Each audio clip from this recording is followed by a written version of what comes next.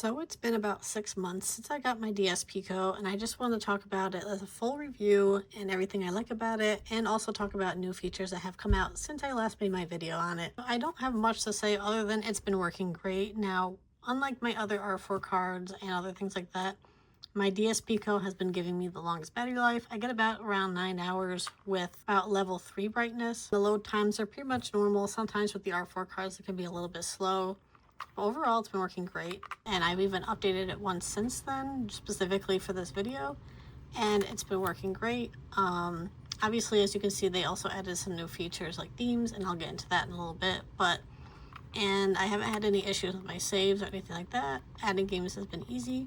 So overall, I would say if you don't have any sort of Flashcart, get a DSpico absolutely over anything else. If you already have a Flashcart, I say it's still not worth getting a DSpico unless you actually have the money to spend. I remember when I got mine, it was only $10, but I think prices have skyrocketed for the DSpico, just like pretty much everything else has in the past year. So unfortunately, I'm not going to tell you what to do with your financials, so it's up to you if you want one or not, but I believe you can also install the DSpico software to other flashcarts as well. So if you want to look into doing that as well, you can. Anyways, let's get into the new features. As you can see, they finally added themes. They also added cheat support. So I will attach a guide, the guide I followed in order to get cheats. And once you do have cheats on your device, all you have to do is push the Y button, and then your cheat menu should appear. And then you can go through them and, click all the different settings. I know, let me try a more popular, well, not that Animal Crossing isn't popular, but let me try games people are definitely going on cheats for. So for example, here's some more cheats. Definitely what people are looking for. It was actually pretty easy. All I had to do was drag and drop a file. I feel like the hardest part was just finding the cheats files to add it to my Pico. Themes are actually a pain to install. Like, they're easy to find. I'll attach the website where I got my theme from. But in order to change them, you cannot change the theme in the Pico itself. You have to plug it into a computer, open a text file, type what theme you want the text file, or in the text file. I'll probably make a separate video on how to do that.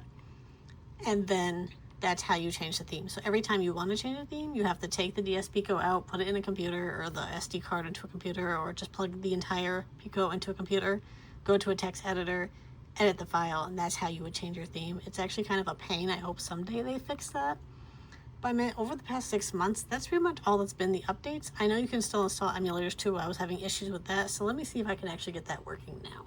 I just installed GBA Runner again, but instead of clicking on the app, which I think I was doing last time I was trying to install it, you're just supposed to go to your games and click on something. So I'm going to try also doing one of the games I know is hard to emulate. So you're just supposed to click on your GBA game in order for it to load. And so far, so good. Let's see if we can actually get into the game.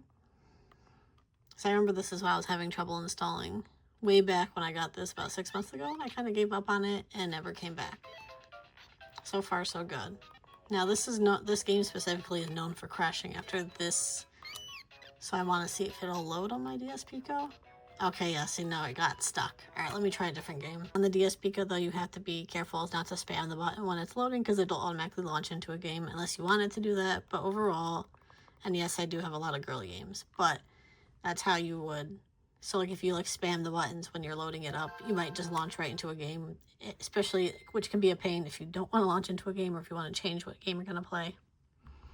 But yes, I did eventually get GBA Runner on here. Again, I'll link all the different guides that I followed in order to get it working on mine.